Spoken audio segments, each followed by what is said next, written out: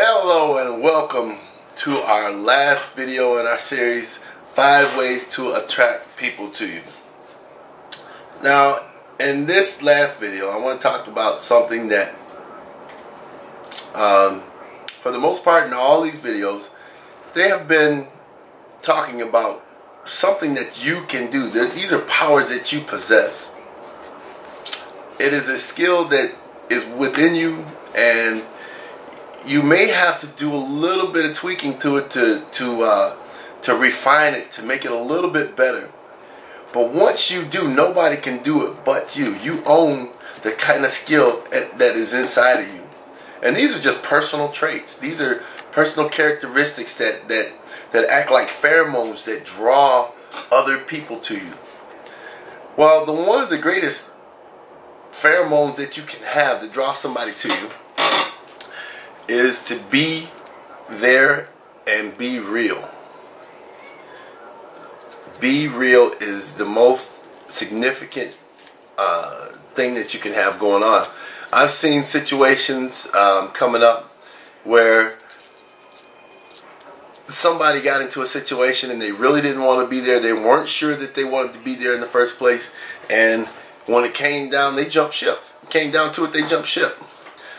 So they weren't real with their situation. They weren't even real with themselves.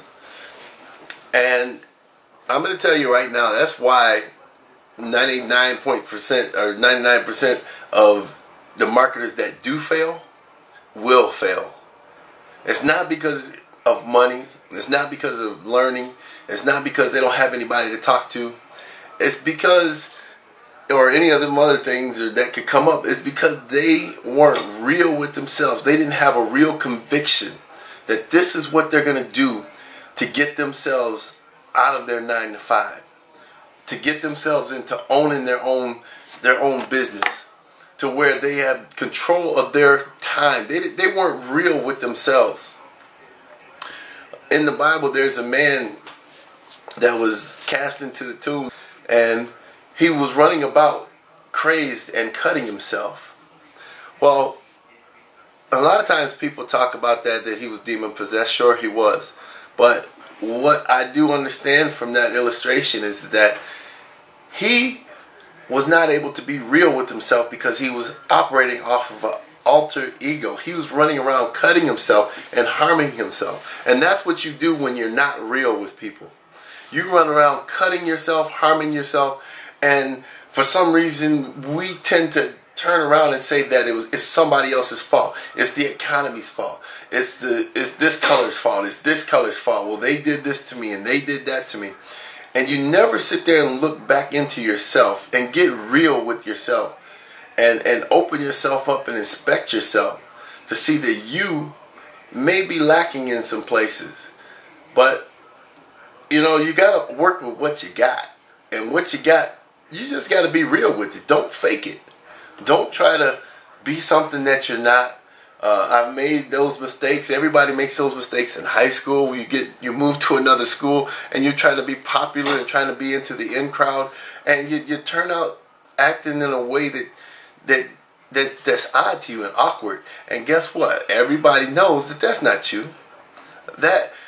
Especially if you're not.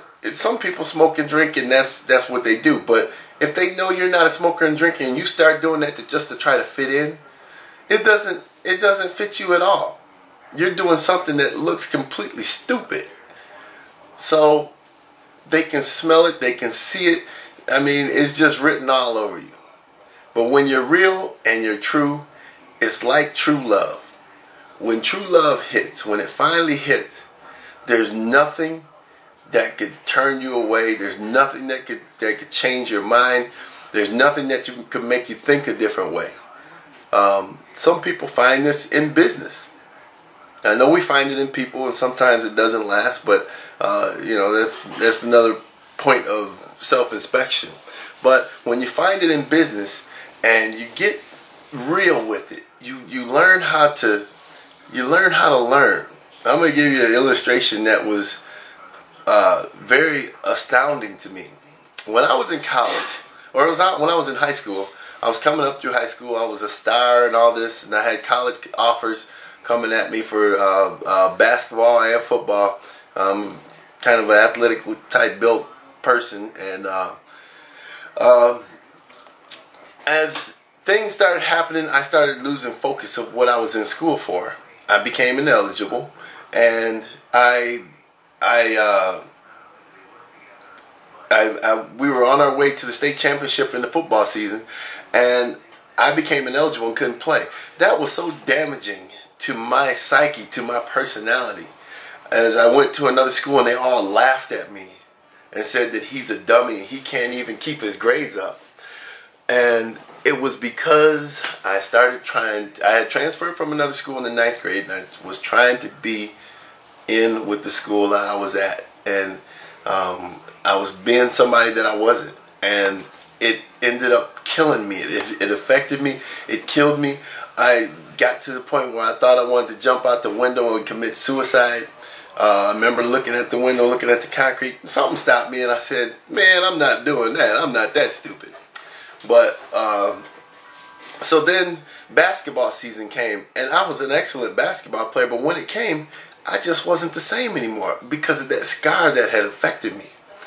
Well, so basketball season came, and I got a full ride scholarship to play football, and I went to play. There, once again, I'm still trying to be something that I'm not, trying to clown with the people and play around and all this stuff. I had no focus, no true intentions, and I wasn't real to what I was brought up to understand, how my parents brought me up.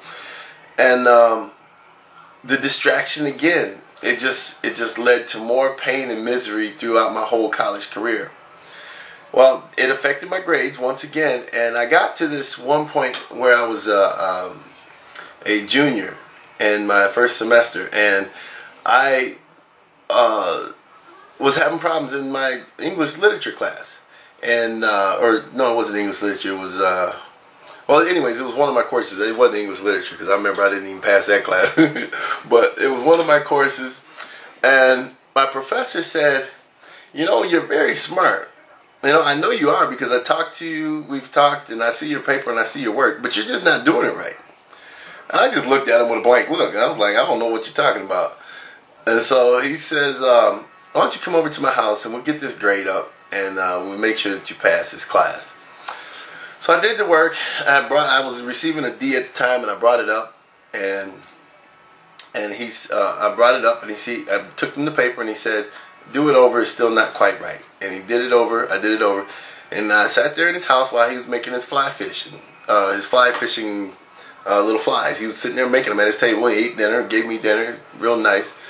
But he did all that, and when I got done, he said, "You know, what your problem is that you are not stupid or anything. I don't know if you think this, but you don't know how to learn." And when he said that, he said, "You need to learn how to learn." When he said that, I took that in, and I went back to my dorm and everything, and I passed the class. But for the next 2 semesters, I got all A's and B's with working a 40-hour work schedule. I still had some other problems in college because I wouldn't go to class a couple times, and all the stuff that happens. But, you know, when I took that away, that was probably the only thing I learned in college, was to learn how to learn. And when I learned that little lesson, I was able to not study as much anymore, because when what was coming at me, I was absorbing it, and I was retaining it, and I was able to use it. So, you know, I just took that little lesson away to say this, that you got to be real with yourself, and you'll go so much further if you're a real person. I want to thank you for being with me through this 5-part series, and I look forward to sharing and being with you all throughout the rest of the time. Thanks. Bye-bye.